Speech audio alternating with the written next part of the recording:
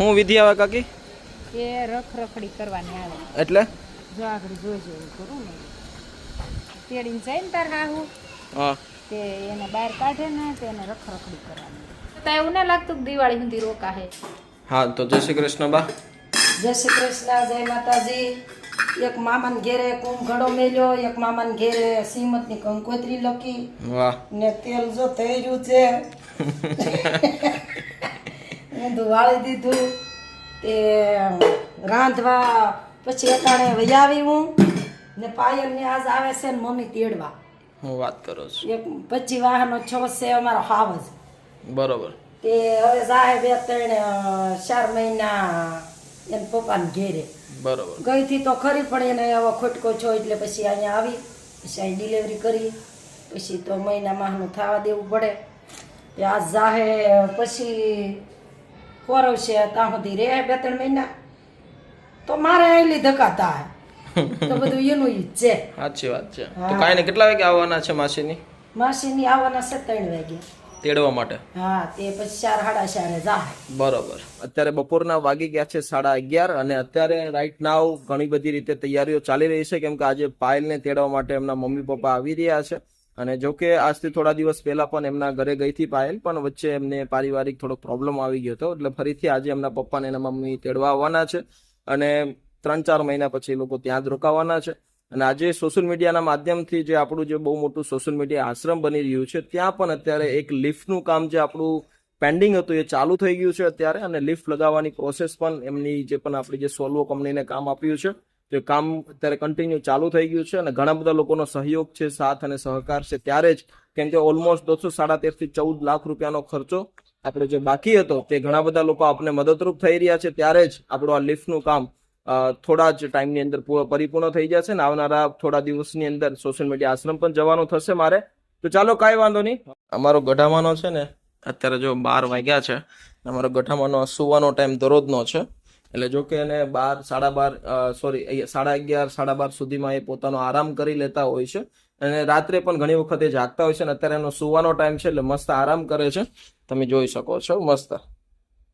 એમને હાથ હલવાનો જે તકલીફ છે ને એ ઊંઘમાં પણ એમને ઘણી બધી તકલીફ પહોંચાડી રહી છે કેમ કે કન્ટિન્યુ વાઇબ્રેટ કરે છે એનો હાથ, જેના થકી રાત્રે એમ કહેતા હોય કે મને હાથ બહુ કળે છે. પણ હવે ઉંમર છે, ઘણા બધા ડોક્ટરોને અમે બતાવ્યું પણ એનો કોઈ પ્રકારનો વધારે ઈલાજ છે નહીં કેમ કે ઉંમર થઈ ગઈ છે એટલે આ વસ્તુ થોડીક જેનેટિક પ્રોબ્લેમ હતો એટલે એનો કોઈ વધારે પડતો ઈલાજ નથી હોતો. પણ જોઈએ ભગવાનની કૃપા હશે તો જલ્દી સારું થઈ જશે ને એની તબિયત બહુ સારી છે. રાતે પણ ગટપણની મારી થોડી ઊંઘ હોય. ગટપણ ને બાળપણ એક. હા ગટપણ ને બાળપણમાં ઊંઘ હોય. બાળપણ ને વધુ ઊંઘ હોય ને ગટપણ ને વધુ જાગરણ હોય. બરોબર. એટલે આમ હરખું ગણાય પણ ગટપણ બહુ દોયલું છે. આને તો જો આપણે ભીના માલી કોરું કરવી ને એ તો બિચારા તાળે તેની હાથે કરી લે છે પણ એ બે હરખું ગણાય. તો અમારા કાકીમાં પણ આવી ગયા છે. જય શ્રી કૃષ્ણ કાકી. હું વાત છે હું લઈને આવ્યા અત્યારે તમે? હું લાવીશું ટેટી. આજે અમારા પાયલ ને તેડવા આવે છે. આજે એકલવ્ય ને એની મમ્મી ને તેડી જાય. બરોબર. એના મમ્મી મામા ને ઘરે.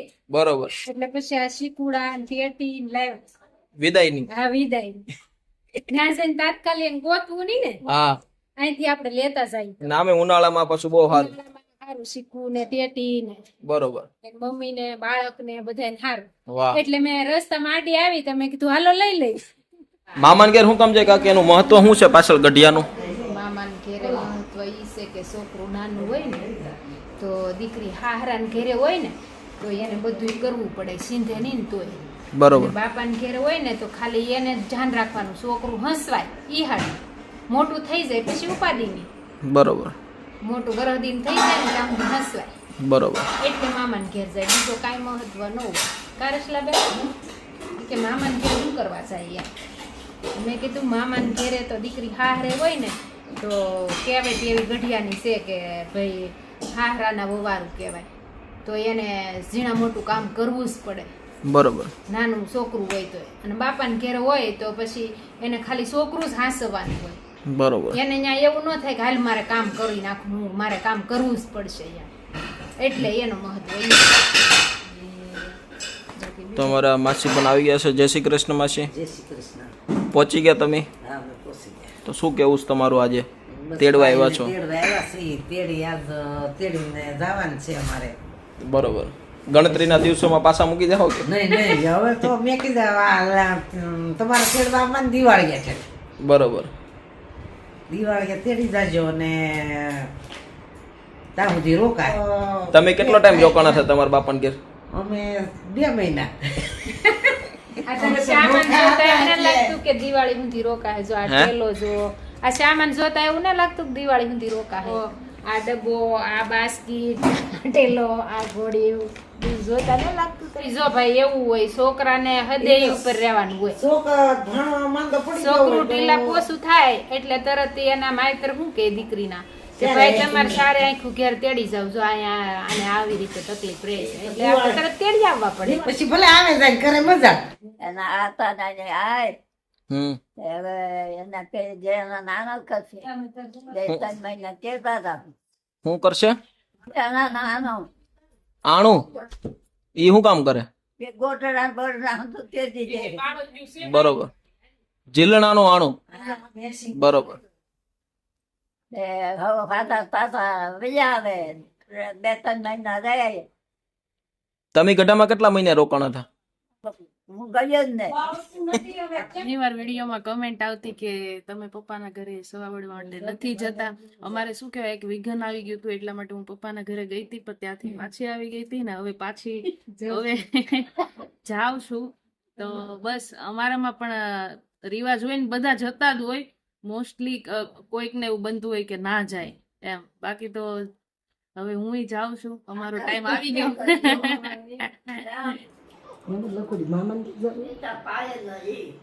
મામાન ઘેર જાહે, પછી આવશે તી કંદોરો પહેરીને આવશે, સાપડા પહેરીને આવશે, તલવાર પહેરીને આવશે, તલવાર પહેરીને આવશે. હા, મારો દીકરો 2 ઠેલા આંગળા ટોપલા લઈને આવશે. કેવું છે બધું? રખી જમે કાળ દોરા બાંધી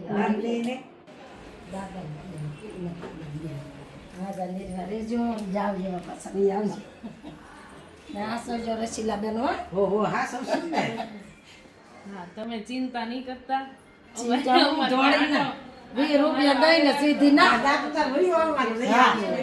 માતાજી સુખી રાખે અને ભેરા જાવ, ભેરા વહી આવજો અને અમારા એકલવ્યનું ધ્યાન રાખજો.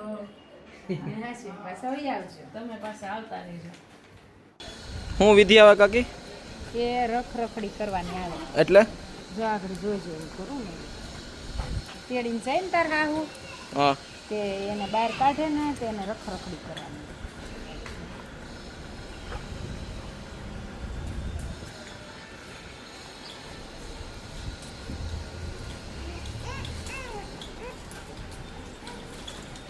ચારે દિશામાં માતાજી, રોતી રોતી વાહે રે ને હસતી હસતી આગળ રે. રખરખડી એવી હો, હો, હોય એને એમ કે રોતી રોતી વાહે રહે છે ને હસતી હસતી આગળ રહે છે.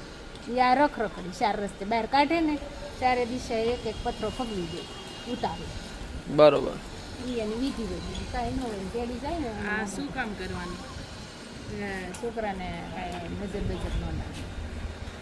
2 દિવસ પહેલા હે ને શું કહેવાય કે બહુ રડતો હતો ને, તો અમારે ઘરે મહેમાન આવ્યા ને, એણે એમ કીધું કે તમે કળશામાં પાણી ભરી ને ઉતારી દો ને પછી એને રૂમાલ બાંધીને ઊંધો લટકારજો. ઈ કે નજર કહેવાય. એટલે ઈ કે પાણી પડશે તો ઈ કે નજર નહીં હોય ને જો પાણી નહીં પડે તો નજર હશે, એટલે હજી ભરેલો છે કાબા. અને બસ આ એક નાની મોટી વિધિસર જે પણ કાંઈ પદ્ધતિ હોતી હોય છે તો ઘણું બધું એમાંથી આપણી જૂની પરંપરામાં શીખવાનું છે, ઘણું બધું જોવાનું છે. ના પહેલી વાર જોઈએ છે એટલે ઘણો બધો આનંદ થાય છે. તો તમને કેવું લાગે છે તો ચોક્કસથી કોમેન્ટ કરજો. તો ચાલો ફરીથી કાલ પાછા મળીએ નવી વિધાન સાથે.